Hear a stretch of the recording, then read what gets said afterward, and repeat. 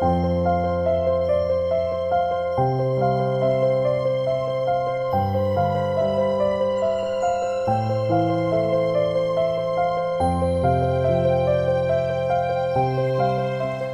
damos la bienvenida cuando les ofrecemos un nuevo capítulo de los perfiles valdepeñeros. En este caso, esta semana, nuestro protagonista es Carlos Chaparro Contreras, licenciado en Historia y que además trabaja ya durante algo así como una veintena de años como documentalista en el canal autonómico, en televisión Castilla-Mancha Media. Él nace en Villanueva de los Infantes y, sin embargo, bueno, pues luego la familia se traslada a Valdepeñas, lo consideramos, aunque no pierde sus raíces, un valdepeñero más. Decirles que hoy la entrevista no se realiza en el domicilio. ¿Por qué? Porque Carlos Chaparro está, bueno, pues vinculado a esto que recoge el Museo de la Fundación Gregorio Prieto, y concretamente estamos en la sala de la generación del 27. A nuestras espaldas está un autorretrato de Gregorio Prieto Muñoz, precisamente nuestro eximio pintor y recordado. Y dicho esto, y dando las gracias a la Fundación y por supuesto a Carlos Chaparro, nuestro protagonista, pues lo saludamos ya. Carlos, qué alegría volvernos a encontrar, que ya hacía tiempo. Muchas gracias, Ángel. Yo encantado de estar aquí y por supuesto dar las gracias por la entrevista y a la Fundación que nos acoge. Efectivamente. Pues nada, empezamos, como es lógico, pues por el inicio. Naces en Villanueva de los Infantes en 1977. En 1977, nazco en Valdepeñas. Ah, bueno, sí. Nazco en Valdepeñas, es decir, mi familia es de Villanueva de los Infantes, de toda la vida, podemos decir, prácticamente desde todas las generaciones. Lo que estudia de la genealogía de mi familia, pues el apellido Chaparro llega a Infantes en 1800, procedente de Alhambra, también de la zona del Campo de Montiel, y la familia de mi madre pues tiene el honor de poder decir tanto el primer apellido, los Contreras, como los Bustos, que están desde el siglo XVI.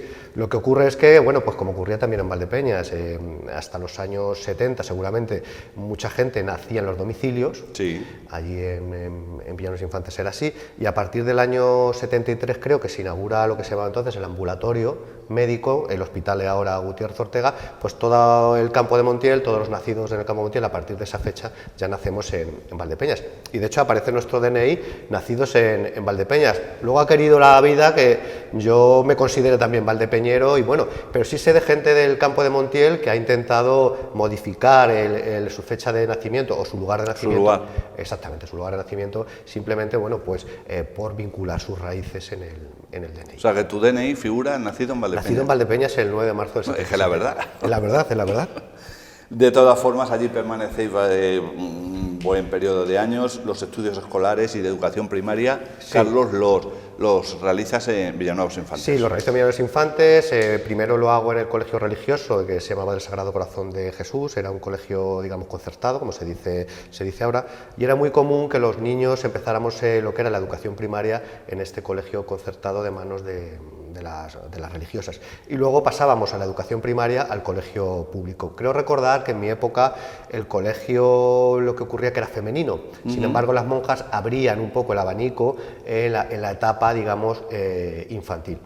Y la verdad que de este colegio, que ya ha desaparecido, era un colegio centenario que se fundó en 1886, tengo verdaderamente pocos recuerdos. Recuerdo alguna religiosa y bueno, sí que recuerdo que estas religiosas, algunas recuerdo, y es curioso porque el tema de la educación muchas veces se te queda más lo negativo que lo positivo, ¿no? Y recuerdo de algunas religiosas con muy mal genio. Yo tengo recuerdo de ellas, por ejemplo, que nos ponían esparadrapo en la boca para no hablar, nos castigaban, en fin, pero bueno, era una excepción. También recuerdo a una monja cariñosísima que era muy bondadosa, sobre Leodora, y bueno, esos son los pequeños recuerdos que tengo del colegio. Luego ya la primaria paso a las escuelas públicas, que se denominaban así, el Colegio Arqueólogo García Bellido.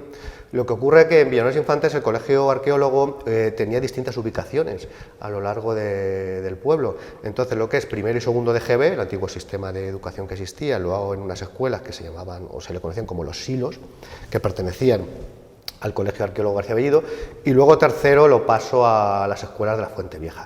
Luego ya el resto de la primaria son unas escuelas nuevas que se habían hecho, yo creo que en los años 80, ya bastante modernas, que bueno, están justamente entre los dos institutos que hay en Infantes.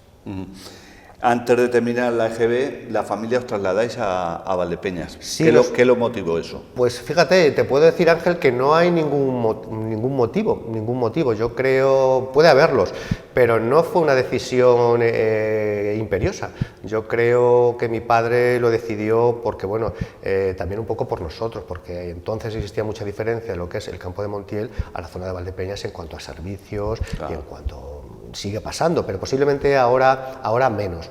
Entonces, claro, existió una dependencia de Villanos Infantes con Valdepeñas, y bueno, mi padre siempre se ha dedicado al tema de la agricultura ajena. Él era, digamos, el encargado de una explotación agropecuaria, en concreto de dos, una que se llamaba El Palomar, que estaba en Torre de Juan Abad, y otra que era el Carrascalillo de los Patones, que estaba en la zona de Torrenueva. Estamos hablando de grandes latifundios que tenían ganadería, tenían agricultura, tenían viñas, en fin, muchísima caza. Entonces, cuando mi padre ya incorpora a su trabajo lo que es esta finca del Carrascalillo, que está más cerca de Torrenueva y de Valdepeñas, yo creo que decide de un día para otro que nos vamos a vivir a Valdepeñas. Yeah. Y ya está. Nosotros sí que es cierto que teníamos un poquito de vinculación con Valdepeñas por unas amistades que teníamos aquí, sobre todo por la relación de la caza y mi padre en el campo, que les tengo mucho cariño. Es la familia Padilla, los que son los marmolistas. Eran muy amigos de mis padres. Yo recuerdo ya de pequeño, de ellos me traían desde Infantes a Valdepeñas, a la feria. Yo recuerdo ya la feria muy de pequeño, cuando la ponían allí en el parque, y bueno, también había cierta vinculación de nosotros con Valdepeñas, aparte de la vinculación propia de lo que es venir a comprar, porque yo recuerdo lo que era el autobús de las 10:15 que salía de Infantes, lleno de gente que venía a comprar, y era curioso, Ángel, porque descargaba la gente en la Veracruz. Yeah. Y era muy común, en la gente del campo de Montiel llegaban a la Veracruz para que bajaran a la calle Real, a la zona de compras, desayunaban en la churrería de la Veracruz que estaba allí, y eso era muy común. Entonces, bueno, la vinculación de Valdepeñas, Infantes con Valdepeñas, era importante. Pero sobre todo yo creo que lo motivó el tema, posiblemente la cercanía de esta explotación agropecuaria, que mi padre era el responsable, que estaba ya prácticamente en Torrenueva. ¿Y reanuda los estudios ya aquí en Valdepeñas? Me vengo en octavo, inauguro ya en octavo lo que es mi estancia en Valdepeñas. Llegamos un 7 de septiembre a Valdepeñas, empezó después el colegio. Yo creo que por cercanía me tocó el colegio Jesús Castillo, porque nuestra primera vivienda estuvo en la calle Ancha, esquina Postas, aquellos edificios que llamaban los edificios piloto, le decían entonces, los edificios de ladrillo rojo. Enfrente estaba la tabacalera, que también ha desaparecido. Entonces, bueno, nosotros vivimos ahí. Yo supongo que el colegio el García Bellido de Infantes con el colegio Jesús Castillo harían los trámites burocráticos, yo no me acuerdo de nada, y llegué al colegio Jesús Castillo, que estaba principalmente formado sobre todo por alumnos de toda la zona de los Llanos, La Yenca, toda la zona de la calle Ancha, Avenida de los Estudiantes, y de hecho, pues guardo todavía amistades de aquella época. Tengo buenos recuerdos del colegio Jesús Castillo, de mi llegada, de algunos profesores, sobre todo recuerdo a Manuel Caminero La Sala, que era profesor de matemáticas, un hombre... Don Manuel. Sí, un hombre muy especial, que me llamaba mucho la atención porque no usaba libro de matemáticas, él dictaba, era un hombre muy teórico, muy correcto, me acuerdo, y también Charo Breña, que nos daba ciencias sociales, así es lo que... La mujer de don Luis Rodríguez. Sí, la mujer de don Luis, efectivamente.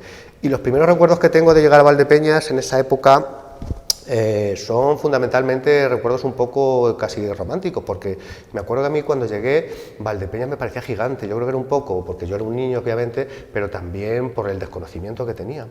Y el trayecto que yo hacía desde la calle Ancha al colegio, toda la avenida aquella de la calle Torrecillas, todos aquellos árboles, me parecía inmenso. Luego me acuerdo que me gustaba mucho volverme por el paseo de la estación, recuerdo el olor a mosto, me llamó mucho la atención, ya en plena vendimia, me llamaba mucho la atención el ruido de los remolques, los tractores de madrugada que te despertaban, eso me llamaba mucho, como digo, la atención. Y fue curioso porque llegamos un 7 de septiembre, el día 8 era la festividad de la patrona, la Virgen de Consolación, me fui a ver salir la procesión y con mala suerte que llovió y ese año no salió la procesión, pero me acuerdo que son los primeros recuerdos que tengo de Valdepeñas. De tu llegada a Valdepeñas. Luego ya prosigues en el Instituto Carlos Bernardo de Balbuena. Exactamente, ya termino lo que es la educación primaria y paso al Instituto Bernardo de Balbuena. El Instituto Bernardo de Balbuena pues tenía lo bueno, yo creo que todos los institutos, que redistribuyen un poco lo que son los grupos de gente. Hay que tener en cuenta que todos venían un poco relacionados con su colegio, con su barrio. El instituto, en el momento que nos meten a todos juntos y nos distribuyen por orden alfabético, todo cambia. Entonces es ahí donde realmente empiezo a hacer mis amistades, que conservo todavía en Valdepeñas, y donde yo empiezo un poco a interesarme por Valdepeñas en el instituto. El instituto me pareció un instituto, en su momento, un instituto frío, me pareció un instituto frío, pero luego ahora con el tiempo lo veo de otra manera, claro, ya aprendes un poco que es una obra de Miguel Fisac, ya te parece una obra excepcional, sobre todo esa capilla con y para la época. Claro, y para la época, que fue del año 67, fue una novedad, con esa capilla que tiene parabólica, en fin. Y por supuesto recuerdo a muchísimos profesores de matemáticas, a Carolina Vicente, a Gloria Galán, de lengua y literatura, a Cristina Galán, de filosofía, a Napo también. En fin, recuerdo a Ángela Madrid, por supuesto, también la recuerdo. En fin, el instituto fue una buena etapa. Y una cosa curiosa que me pasó en el instituto fue que hasta entonces a mí me conocían como Carlos. Pero recuerdo las clases de latín con Miguel Peñasco, que nos llamaba por el apellido. Y yo no sé si es que porque mi apellido es más sonoro o lo que sea, él me llamaba Chaparro, y ya desde entonces me quedé como Chaparro. Y hay mucha gente en Valdepeñas que me conoce más como Chaparro que como Carlos. Y eso me viene de aquella época de Miguel Peñasco, que nos llamaba por el apellido. Por el apellido. Profesor de latín. Tipo servicio militar. Exactamente. Prosigues tu formación y te inclinas por la licenciatura de Historia, sí. Y te vas a la Facultad de Letras de Ciudad Real, ¿no? Exactamente, fue una decisión también tardía, porque yo había hecho curiosamente todo el bachillerato y el COU por ciencias puras. Yo la idea que tenía durante el bachillerato era saber estudiar la licenciatura de matemáticas, y ya a última hora me decliné un poco por empresariales, que era una carrera que entonces estaba poniendo muy de moda. Y bueno, lo que ocurre, Ángel, que en aquella época yo ya durante el instituto empecé a interesarme por la historia de Valdepeñas, por la historia local, la investigación, y aquel verano digo, es que yo no puedo hacer algo que no voy a estar a gusto, y decidí hacer la carrera de historia. Hice un primer año de geografía y ya luego me pasé al año siguiente me pasé a la licenciatura de historia. Y allí terminé. Hasta que terminaste, efectivamente. Terminas y comienzas a preparar oposiciones a Geografía e Historia, sí, para educación secundaria, sí, para trabajar efectivamente. en la enseñanza. Estoy un año preparándome las oposiciones a Geografía e Historia. Llegué, me acuerdo, que a presentarme a Valencia, entonces no se requería el idioma como ahora, pero bueno, yo estaba preparándomelas. Y justamente ese verano estábamos allí en la academia, surge el tema de la televisión de Castilla-La Mancha, nos hacen unas entrevistas, en fin, y a mí me seleccionan. Yo estoy, como digo, un año preparándome las oposiciones, pero en noviembre de 2001 me incorporó a la televisión de Castilla-La Mancha como documentalista. Y es que curiosamente yo aquel otoño, ya cuando me llaman, pues es que estaba precisamente investigando sobre historia de Valdepeñas, pero me acuerdo que me pilló todo aquello, estaba en la parroquia y haciendo investigación sobre el cólera en Valdepeñas. En fin, que es una cosa que siempre ha ido en paralelo a mi formación de investigación. Y allí en Castilla-La Mancha Media, próximo a cumplir 21 años ya. 20 años, he cumplido 20 años, ya voy a por los 21. En noviembre, ¿no? Exactamente.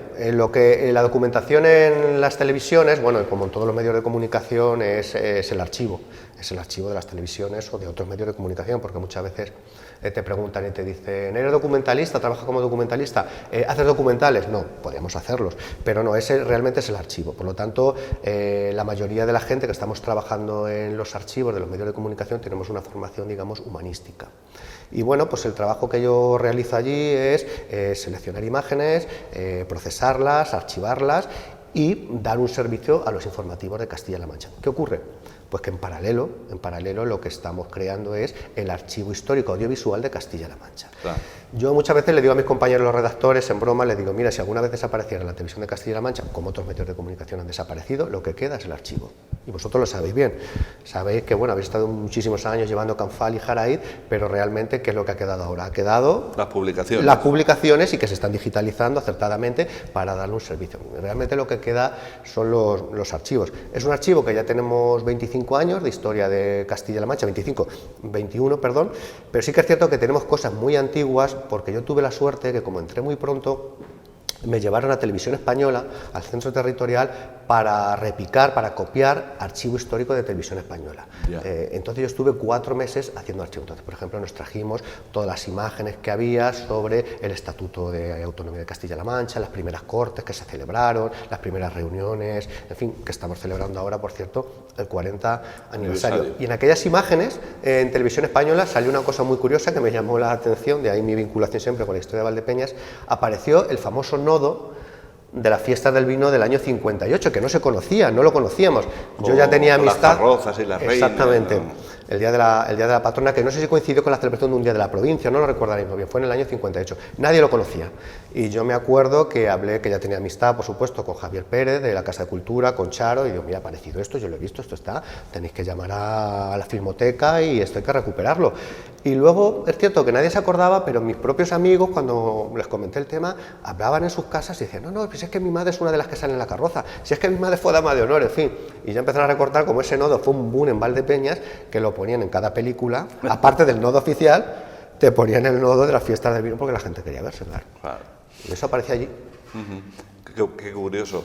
El hecho de inclinarte por el estudio de la historia de Valdepeñas, ¿quién te lo inculca o por qué surge? Bueno, pues esto surge un poco, a ver, yo conozco en el Instituto Bernardo de Balbuena a Ángela Madrid y Medina, es historiadora, es una mujer que me inculca mucho el amor por la historia, el amor por el arte, y ella yo creo que también fue una adelantada a su tiempo, porque ella siempre intentaba en sus clases de historia que toda la teoría general tuviera una proyección local. Entonces, que es cierto que te enamoraba del lugar, porque no hacía falta para ver algunas cosas tenerte que ir a ver una diapositiva o nada, sino que muchas veces en tu propio pueblo podías ver pues un arco de medio punto, en fin, te iba inculcando cierto amor al lugar al que vivías. Es algo, por cierto, que también lo ha comentado muchísima gente de Ángela Madrid, porque Ángela Madrid, curiosamente, empezó en Villanueva de los Infantes, cuando inauguraron el instituto, que dependía entonces del Bernardo de Balbuena, y ella ya hacía rutas con los alumnos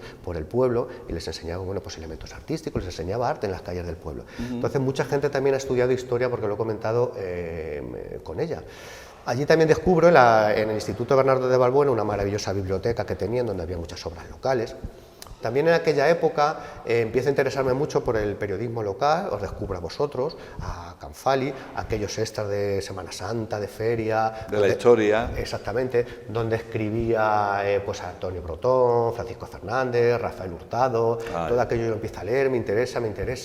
Las entrevistas de Antonio Brotón eran una delicia, tú te acordarás porque las llevabas y son...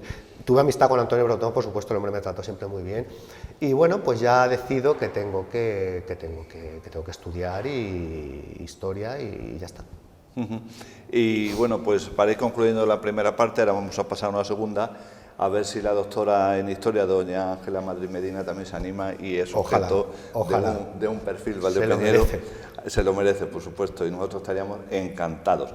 Bueno, pues si te parece, Carlos, nos vamos a abandonar la sala de la generación del 27, nos vamos a ir al patio de columnas para hablar sobre las múltiples conferencias que has pronunciado sobre la historia de Valdepeñas, numerosísimos artículos, el principal trabajo que tienes sobre la historia de Valdepeñas, que tienes en ciernes, porque lo estás realizando en torno a esa figura emblemática y no sé si olvidada, muy nombrada, pero un poco olvidada, Eusebio Vasco. Olvidadísima. Efectivamente. Y tu colaboración con los medios de comunicación, tus pregones, tus exaltaciones, en definitiva, pues la segunda parte en donde nos vamos a centrar más bien ya, principalmente, en tu afición y en tu profesión. Muy bien. ¿Te parece? Muy bien, muchas gracias. Pues a los telespectadores, emplazarles para una segunda parte. Entre medias vamos a incluir unas palabras, una breve intervención del director de esta Fundación Museo Gregorio Prieto, que bueno, pues en breve va a reinaugurar, después de una amplia reforma prácticamente integral en lo que supone el haber modificado por muchas salas y demás, y con Raúl Luis García también vamos a hablar, que vamos a incluir esa pieza aquí dentro de estos perfiles valdepeñeros.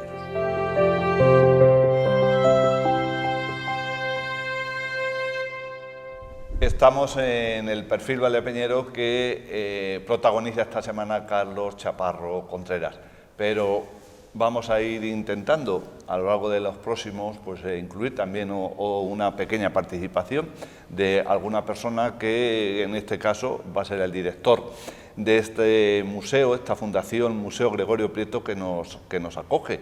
Y entonces Raúl Luis García es el director, se ha hecho una modificación, ya lo decíamos también a lo largo de la entrevista, bastante amplia, y estamos ya deseosos que el museo reabra sus puertas, Raúl. Ángel, muchas gracias por este momento. Igual que tenéis ganas vosotros, más tengo yo y nosotros. Seguro. Bueno, la pandemia, como bien sabemos, ha retrasado y ha impedido, digamos, avanzar o ir un poquito más rápido de lo que hubiéramos deseado.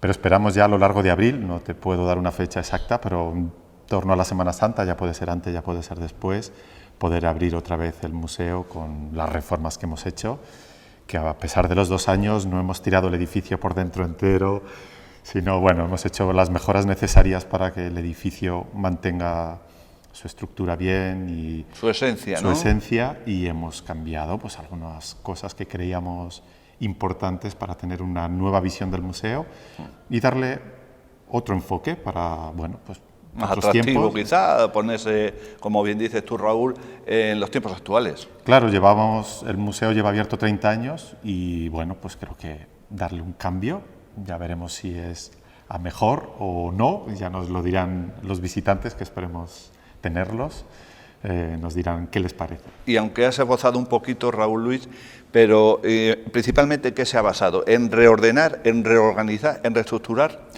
Bueno, ha habido como, digamos, 3 líneas importantes, ¿no? Una era un problema de almacenaje, se ha hecho un almacén nuevo, el aislamiento de una sala que tenía especiales problemas de humedad, porque sabéis que tenemos una cueva debajo llena de agua. Otra parte ha sido pintar todo el museo, primero de otro color, hemos quitado el aspecto que tenía antes, y el tercero era reorganizar la colección permanente para sacar la obra de Gregorio como elemento a destacar dentro del museo. Es decir, hemos quitado todos los aspectos que le daban una idea de museo, casa-museo, y hemos guardado pues, elementos que pertenecieron a Gregorio, como pueden ser muebles, fotografías personales, etc. Y digamos, hemos dejado un museo mucho más depurado en cuanto a la información que va a aparecer, y nos hemos centrado en la obra de Gregorio Prieto. Todo lo que se va a ver ahora en el museo va a ser obra de Gregorio Prieto.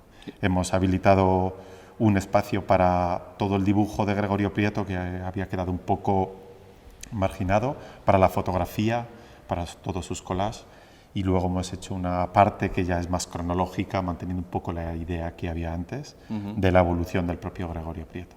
Incluso unas salas la habéis denominado como la que hemos hecho esta primera parte con Carlos Chaparro Contreras, la de la generación del 27. La generación del 27. Contenido todo relacionado con esa generación. Eso es. Antes en el museo había un espacio dedicado a Lorca y considerábamos que estaba bien y lo hemos mantenido en parte, pero creemos que el número de retratos que tiene de otros escritores y escritoras de la generación del 27 es muy importante como para que hubiera quedado relegado. Y además hemos sacado obra del propio Lorca y obra también de Rafael Alberti, que tenemos algunas obras pintadas por él. Y hemos creado, digamos, un espacio temporal nuevo, aparte del que había siempre, donde se ha celebrado el certamen de dibujo, que se celebrará este año por fin, si después de la apertura podemos iniciar esto.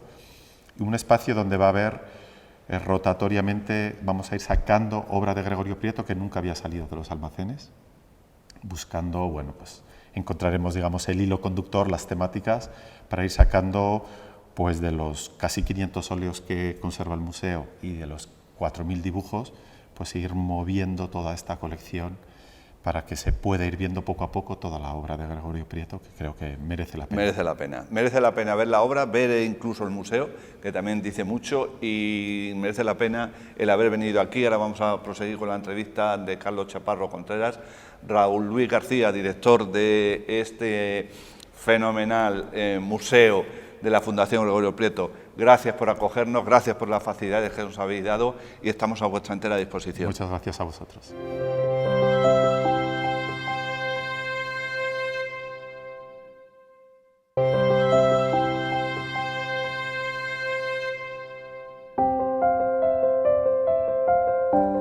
estamos de nuevo con Carlos Chaparro Contreras, dentro del perfil valdepeñero de esta semana, del cual es protagonista. Y antes de abordar la segunda parte, Carlos, ¿qué te parece el sitio que nos acoge? Bueno, me parece maravilloso, no solo por el sitio, sino por la antigüedad. El contenido, ¿no? Sino por el contenido, claro. No es fácil encontrar en España un museo dedicado específicamente a un pintor o a un artista, y encima si es un artista valdepeñero y su obra hemos podido durante tantos años tenerla en Valdepeñas, y aparte es realmente, yo creo que lo que se tiene que entender por un museo, porque es una cosa dinámica, va cambiando, van haciendo actividades, porque muchas veces hay museos que no son museos, que son exposiciones fijas. Ya, entonces, permanente. Exactamente. Aquí, bueno, pues hay una renovación, hay exposiciones también temporales, la Fundación Gregorio Prieto, yo creo que no está suficientemente conocida para la calidad que tiene este museo, y yo creo que es una labor de todos los valdepeñeros divulgarla, ¿no? Divulgarla, y que aquí, por supuesto, viniera más gente a visitarlo, porque es increíble. Sobre divulgación vamos a hablar precisamente ya. La historia de Valdepeñas en manos de Carlos Chaparro Contreras pues adquiere notoriedad. Has pronunciado numerosas conferencias, has escrito infinidad de artículos. Lógicamente en ese afán, ¿no?, de dar a conocer al que va a escucharte o a leerte pues esa historia. Sí, muchas de las conferencias que he dado realmente, aparte ha sido por la investigación mía propia, ha sido por algunas asociaciones o incluso el propio ayuntamiento, pues bueno, te llama para colaborar. En concreto, pues con el ayuntamiento me acuerdo que se convirtió en una publicación, di una conferencia sobre las élites en Valdepeñas en el siglo XIX. Ahí estudiaba un poco los mecanismos que tenían las grandes familias de Valdepeñas para perpetuarse en el poder, que podía ser, por supuesto, económicos, sociales, políticos. Luego también recuerdo la conferencia que me encargó la Asociación Cultural 6 de junio, que llevaba Antonio Laguna, León, sería, ¿no? Antonio León, efectivamente, Antonio León, Francisco Fernández, Juan José Guardia Polaino, lo llevaban, sobre el 6 de junio y toda la bibliografía histórica que había habido en torno al 6 de junio, porque claro, del 6 de junio tenemos la base o la raíz de, digamos, de lo que es la obra de Eusebio Vasco. Pero hay otras fuentes y bueno, pues incluso según las fuentes puede haber lecturas diferentes, y yo me acuerdo que hablé de aquello. Una conferencia también que me encargó la Asociación de Fotografía Albores, Alfredo Sánchez me la encargó, sobre historia de la fotografía en Valdepeñas. Explico un poco cómo llega la fotografía a Valdepeñas y los primeros fotógrafos, principalmente que era el fotógrafo que estaba en el Paseo de la Estación, Cámara, Román Prieto Cámara, y luego otros fotógrafos de finales del siglo XIX y principios del XX. No obstante, el principal trabajo que está realizando pivota, gira en torno precisamente al que hemos nombrado, a Eusebio Vasco. Sí, bueno, Eusebio Vasco para mí es que es una persona, un perfil muy interesante, un perfil muy desconocido en Valdepeñas. Es de aquellas figuras de los valdepeñeros que todo el mundo sabe algo de él, sí, pero que nadie lo termina de conocer. Y es curioso que se produce una contradicción con Eusebio Vasco, porque él, su primera obra se llamó Valdepeñeros Ilustres, es decir, él escribió de todos los valdepeñeros y nadie ha escrito de él, y con muchos tópicos. Entonces, bueno, yo descubro la obra de Eusebio Vasco gracias a la Casa de Cultura de Valdepeñas, porque sí que es cierto que una de las primeras cosas que hice cuando me vine a Valdepeñas fue hacerme socio de la biblioteca, la de Castro, que estaba entonces aquí cerca en la calle Paginos, y ahí descubro la hemeroteca de Valdepeñas, la hemeroteca de los periódicos del siglo XIX.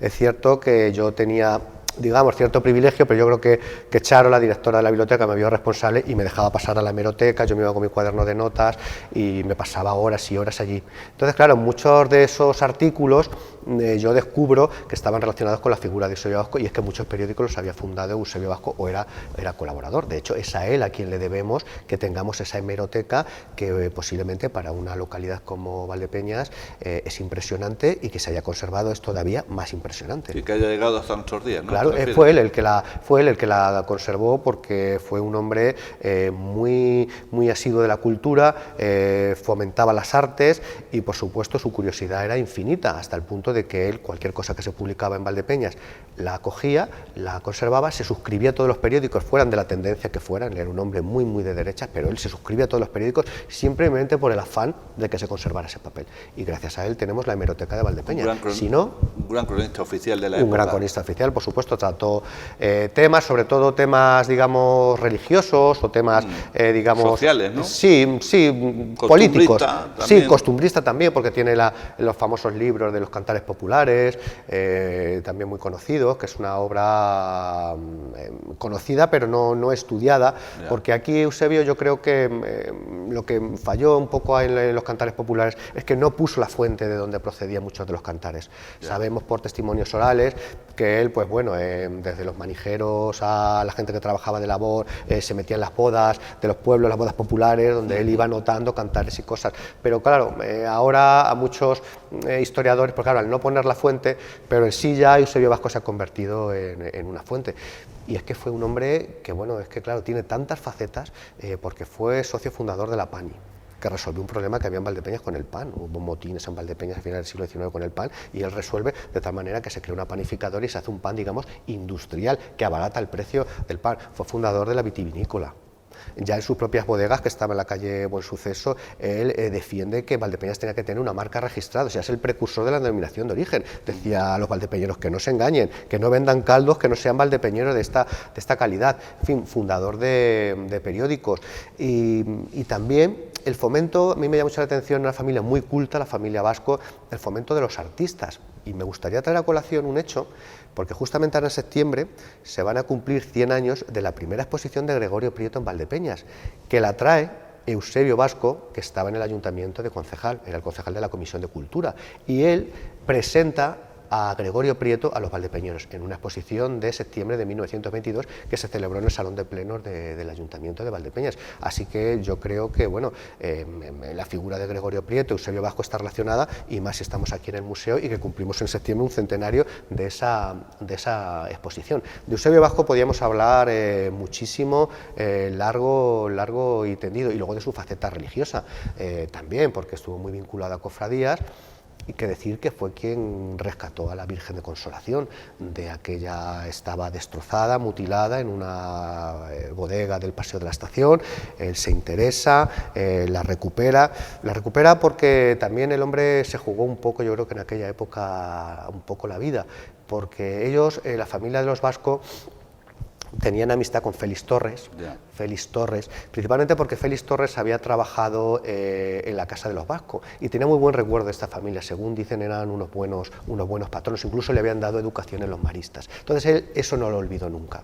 Y a pesar de aquella época tan convulsa, donde gente muy católica o de derechas podían perfectamente haber sido objeto de algún tipo de terror, bueno, pues la familia Vasco se mantuvo un poco al margen de este tema. Entonces esto le permite a Eusebio Vasco poder rescatar la imagen de la Virgen de Consolación. Se la trae, los restos que quedan, lo que era la cabeza y los pocos enseres que pudo rescatar. Termina la guerra, la envía a Valencia, a la Casa Atena, la restauran en la casa Atena, y es muy curioso, Ángel, que se produce una cosa, que él toda su vida fue amante de la Virgen de Consolación, y él muere un 7 de septiembre, con la Virgen de Consolación a sus pies, en su dormitorio, y recuerda a la gente mayor cómo él el día 8 sale para el cementerio y la Virgen de Consolación sale de su casa para la procesión, la primera procesión después de guerra. Fue un hecho, yo creo que fue mágico para él, o por lo menos para la familia que lo pudo ver. Qué duda cabe que sobre todo curioso y bueno, pues que estaría así previsto. Háblanos, Carlos, de tu colaboración, aparte de tu trabajo profesional en los diferentes medios de comunicación, porque sí, de televisión, de Castilla-La Mancha Televisión Media ya has hablado, pero también colaboras, es muy asiduo en los medios. Sí, bueno, en los medios, principalmente en el vuestro, entonces lo que era Canfali y y luego posteriormente Jaraíz. Colaboraba con artículos, sobre todo de historia local, como era normal, sobre todo en los extras que se hacían para Navidad, que se hacían para Semana Santa, recuerdo, para feria, las fiestas del vino, por supuesto.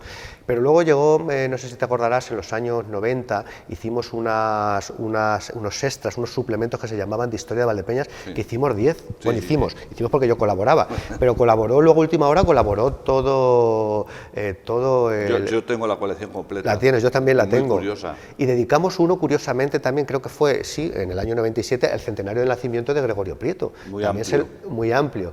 Y fue un éxito porque todo aquello, no sé si incluso llegó a reeditarse algunos suplementos porque la gente los consumía y estuvo muy bien. También recuerdo unos artículos que fue de mucho éxito, a mí me sorprendieron muchísimo, que fue una pequeña colección que hice de crímenes de Valdepeñas. Sí. De crímenes de Valdepeñas, que tuvo tanto éxito que yo me acuerdo cuando iba a algunos comercios en Valdepeñas, por ejemplo a la tienda esta de fotocopias, me decían, pero tú has escrito esto, es que viene la gente a fotocopiarlo, y bueno, y precisamente de aquellos artículos de los crímenes de Valdepeñas se hace ahora una ruta turística, bueno, sí, digamos turística, porque estas cosas ahora venden mucho, los crímenes aquellos. Por supuesto lo corté porque claro, tuvo tanto éxito que dije yo voy a esto darle, como siempre, otra salida, que bueno, está ahí en casa esperando mejores tiempos y que tenga tiempo.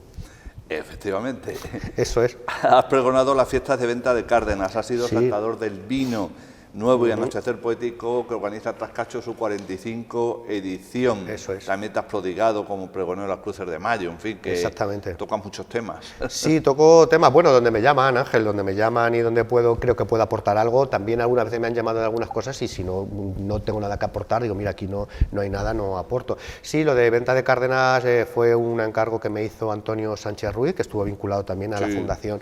Como vicepresidente. Como vicepresidente de Gregorio Prieto, tuve mucha amistad con él, el hombre era una buena persona. Sí, luego también, pues igual me llamaron para el pregón de los infantes de las fiestas y sobre todo tengo muy buen recuerdo del pregón del vino nuevo, de Trascacho, porque claro, aquello fue en la antigua bodega Los Llanos, la antigua bodega Los Llanos, antes de reformarla y eso. Sí, en el 2013. Y claro, yo he visto los pregoneros que venían detrás, que habían sido ya, claro, es que tiene una solera, y yo dije, bueno, tengo que hacer algo de lo que sepa y algo que resulte a la gente interesante y que no conoce. ¿Y de qué me valí? ¿O me serví? Pues de la figura de Eusebio Vasco. Y es que Eusebio Vasco fue un excéntrico. Fue un excéntrico y aparte, como he dicho, un mecenaz de los artistas valdepeñeros. Y me serví de una escultura que hizo un escultor valdepeñero que se llamaba Ángel Sánchez, Ángel Díaz Sánchez, que tuvo bastante amistad con Eusebio Vasco. Este Ángel Díaz presentó a una exposición nacional de Bellas Artes una alegoría al vino de Valdepeñas que se llamaba El sueño de un cosechero. Pues yo, aprovechando esa alegoría, que era una tinaja, con algunos... allí un recorrido. Hizo un recorrido, esta obra que que la quiere Eusebio Vasco para ponerla en un majuelo. Luego ya decide que se la lleva a su casa y bueno, termina desapareciendo y bueno, hice un poco un alegato a través de esta obra escultórica de Ángel Díaz que la tenía Eusebio Vasco para hacer el pregón del vino nuevo. Ha sido comisario de la exposición Don Quijote en conmemoración del cuarto centenario de la publicación de la segunda parte del Quijote, esto allí en Villanueva de los Infantes. Eso fue Ciudad Real, eso fue en el convento de la Merced, en Ciudad Real, fue un encargo que me hizo la delegación. Buen sitio también, por sí, cierto, buen sitio, la delegación la Junta, la Delegación de Cultura, me hicieron ese encargo con un fondo de fotografías relacionadas con el Quijote de Carlos Vázquez, que estaba en la antigüedad Carlos Vázquez, pero no lo eran. Me lo encargó Enrique Jiménez Villalta y bueno, yo creo que quedó bastante bien dentro de lo que se podía hacer en aquellos años, porque yo recuerdo que en aquellos años iniciar cualquier cosa rebotaba el tema de la crisis, estaba con la crisis del 13, en fin. Pero bueno, quedó muy decente aquella exposición y luego hicieron una versión itinerante que estuvo por muchos pueblos. Ahora también, junto a otros autores, Carlos, estáis poniendo en valor también o recogiendo para una futura publicación toda la historia, que es mucha también, de la Villa Nueva de los Infantes, ¿no? Sí, Como le gusta decir a Juan José Guardia. Juan José Guardia Bonaino, sí. Bueno, pues es que se está celebrando, el año pasado celebramos el 600 aniversario de la Fundación de Infantes, que le otorgan el título de Villa. Hemos estado celebrando unas jornadas históricas, la Fundación, la plataforma Campo de Montiel, el origen del Quijote, es la que lo ha organizado con la ayuda de la Diputación. Y bueno, claro, todas estas jornadas y todas estas conferencias se van a trasladar, aunque no todas ellas, sino porque va a haber más autores, se van a trasladar en una publicación de 600 años de historia que va a ser, que estoy yo coordinando, pero que intervienen varios autores, muchos profesores míos de la Universidad de Castilla-La Mancha. Si te preguntara, Carlos, que si tienes otras aficiones, quizás las tengas, pero no podrás llevarlas a cabo, ¿no? Bueno, tengo una afición, me gusta mucho el deporte, el deporte, practico deporte diariamente y a lo mejor dices, pensar que le dedico menos tiempo al deporte, pero mi prioridad es el deporte.